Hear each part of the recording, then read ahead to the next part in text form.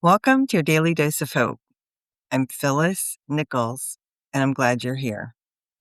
Recently I started wondering why we think so often in binary terms, like all or nothing, good or bad, always and never. Why is that so prevalent when most things in life are seldom all one thing or another? Like a lot of times, it's all about context and that sort of thing. So I started doing a bit of research, and here's what I learned.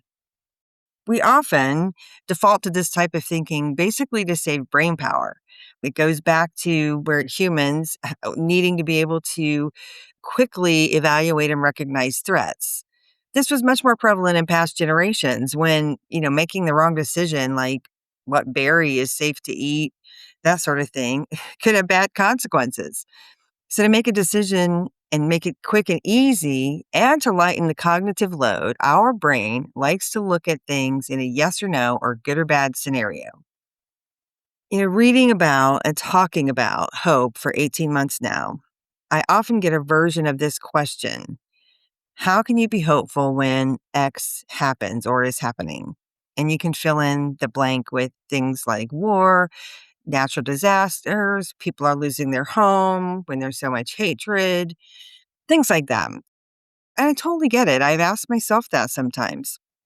I'm certainly not minimizing those things that are happening in the world. I'm just providing examples as you can understand. And my answer, I don't think I've always had a good answer, but my answer now is that two things can be true at once. I can be hopeful and also acknowledge that innocent people are suffering. One doesn't make the other one untrue. What's harder to understand, though, and I think this is the real point of the question, is how can I have hope when so many horrible things are happening in the world? And that's a fair question. I don't have all the answers, but here's where I'm at with things today. First of all, we have agency. We get to decide how we want to see the world, and that's how I have hope. We also get to choose how we're going to show up in the world. And I choose to believe that most people are kind and want good things for themselves and for others. And when forced to take a side, most would choose that. Secondly, acknowledging that there is true harm and despair in the world, having hope doesn't mean that we're ignoring that or pretending that it's not important.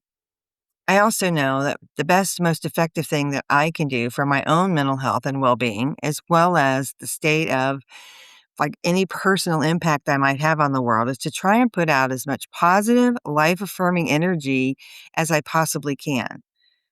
Living with that tension, knowing that most things in life are on a spectrum, means that I really can acknowledge that there's work to be done while celebrating the good that I see and experience. Having hope means you don't have to settle for one extreme. It means you get to choose the one you want to focus on. This podcast is part of the Sound Advice FM network. Sound Advice FM, women's voices amplified.